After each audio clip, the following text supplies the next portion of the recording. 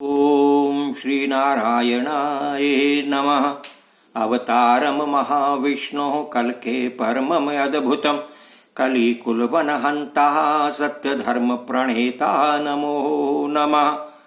ओम सुमति सुताय विद्महे निष्कलंकाय धीमहि तन्नो कल्कि प्रचोदयात्।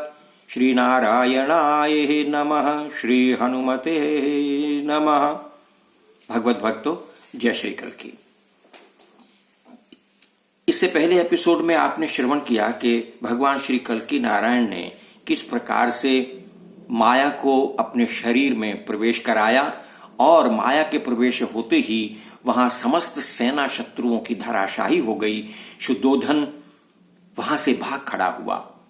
अब आगे की कथा। सूत जी कहने लगे, हे शौनकादि ऋषियों, जब शुद्धोधन वहां से भाग खड़ा हुआ सेना को छोड़ करके, अनेक सैनिकों का विनाश हुआ जान करके, तो उसने अपने भाइयों को एकत्रित किया है, जिसमें कपोत, रोमा, काकाक्ष, काकृष्ण, ये सबको बुलाया है और फिर से एक रण रचना बना करके फिर से भगवान श्री कल्कि जी जब वहां से वापस शिविर में आने लगे, विजय जीत करके, विजय रण होकर के, तो पीछे से उसने कल्कि जी की सेना पर आक्रमण कर दिया है। तुरंत भगवान श्री कल्कि नारायण ने वापस मुड़ करके सेना सहित भयंकर युद्ध किया है और सभी भाइयों को यमलोक पहुंचा दिया है।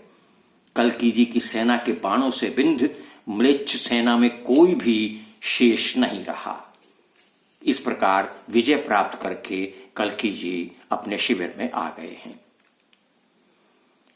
उधर कीकटपुर में जितनी भी रानियां, महारानियां, जितनी भी स्त्रियां थी, उन्होंने विचार किया कि हमारे पति संग्राम में मारे गए हैं, तो हम युद्ध करने के लिए चलते हैं। और प्रभु भक्तों, स्त्रियों ने अपने अस्त्र शस्त्र उठाए हैं और हाथी पर, रथ पर, गज पर, अश्व गर्दभ पर आरूढ़ होकर के वहां से युद्ध करने के लिए युद्ध भूमि में आ गए हैं। अनेक प्रकार के आभूषणों से युक्त ये स्त्रियां युद्ध साज में सुसज्जित होकर के धनुष बाण धारण करके युद्ध में आ गई हैं।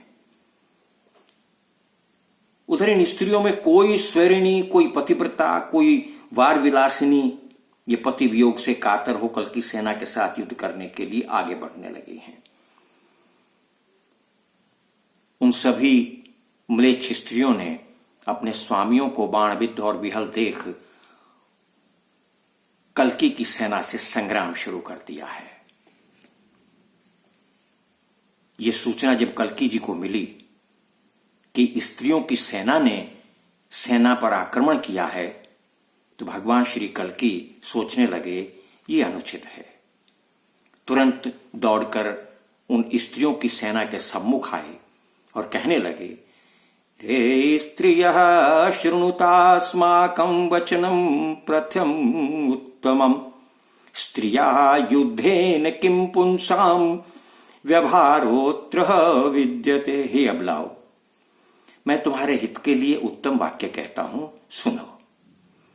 स्त्री के साथ पुरुष का युद्ध करना किसी प्रकार से भी व्यावहारिक नहीं है। अलकावली से सुशोभित, सबके मन को आनंद देने वाला तुम्हारे इस चंद्रानन पर कौन पुरुष प्रहार करेगा? ऐसा बिल्कुल भी उचित नहीं है। तुम्हारे निष्कलंक मुखरूप चकोर चांदनी का पान करते हैं पुरुष। पृथ्वी पर ऐसा कौन पुरुष है जो ऐसे मुख पर प्रहार करेगा? कल्कि जी के ये वचन सुनकर के वो सभी म्लेच्छ स्त्रियां हंसने लगी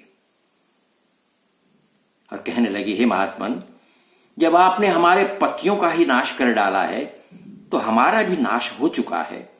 हमें मार दीजिए। हम तो अब युद्ध करने के निमित्त इसलिए आई हैं कि हमारे जीने का अब कोई औचित्य ही नहीं रह जाता है। खड़ग, शक्ति, धनुष बाण, शूल, तोमर और यष्टि आदि स्वर्ण विभूषित शस्त्रों से म्लेच्छ स्त्रियों को देख करके कहने लगे हैं कि हे स्त्रियों, तुम हमसे आक्रमण करोगी। वो सभी अस्त्र शस्त्र उन स्त्रियों के सम्मुख आकर खड़े हो गए हैं।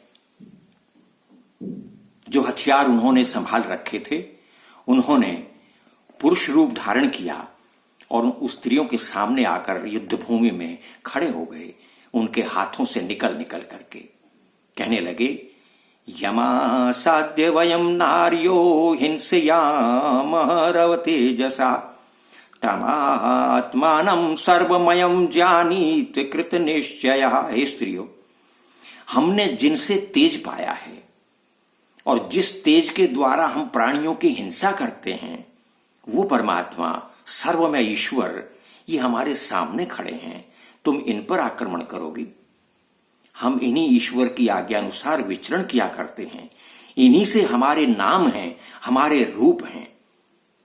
इस संसार में रूप, रस, गंध, स्पर्श, शब्द आदि पंचगुण के आधार पर पंचभूत जिनसे अधिष्ठित होकर अपना अपना कार्य करते हैं, ये वही श्री नारायण के कलयुग में अवतार भगवान श्री कल्कि नारायण हैं। ये परमात्मा हैं। इनकी आज्ञा के अनुसार ही तो काल, स्वभाव, संस्कार, नाम आदि की आदिभूत, परम प्रकृति, महतत्व, अहंकार तत्व समस्त ब्रह्मांड को उत्पन्न करते हैं। ये वही ईश्वर हैं। तुम क्या विचार कर रही हो, हमें इन पर चलाओगी? तुम तो सिर्फ ये इस इंद्रजाल में फंसी हुई हो, ये मेरा पति, ये मेरी स्त्री, ये मेरा पुत्र, ये मेरा आत्मीय, ये मेरा बंधु, यहीं फंस करके रह गई हो। इस प्रकार हे नारियो, न शस्त्राणि वयम नार्यः संप्रहार्य न च क्वचित् शस्त्र प्रहर्त भेदो अविवेकः परात्मनः। हे नारियो, हम शस्त्र नहीं हैं। हम में किसी पर प्रहार करने की शक्ति नहीं है। ये तो परमात्मा ही शस्त्र हैं और वही शस्त्र प्रहार कर सकते हैं। जिसमें जो भेद है वो केवल परमात्मा की माया है। जब शस्त्रों ने ऐसा कहा तो स्त्रियों का हृदय विस्मयापन्न हो गया है। वो स्नेह, मोह आदि परित्याग करके भगवान श्री कल्कि जी के चरणों में दंडवत लेट गई हैं। युद्ध भूमि में वो भगवान के समर्पण हो गई हैं। आज के एपिसोड में इतना ही। आगे की कथा अगले एपिसोड में। तब तक के लिए जय श्री कल्कि, जय श्री हनुमान।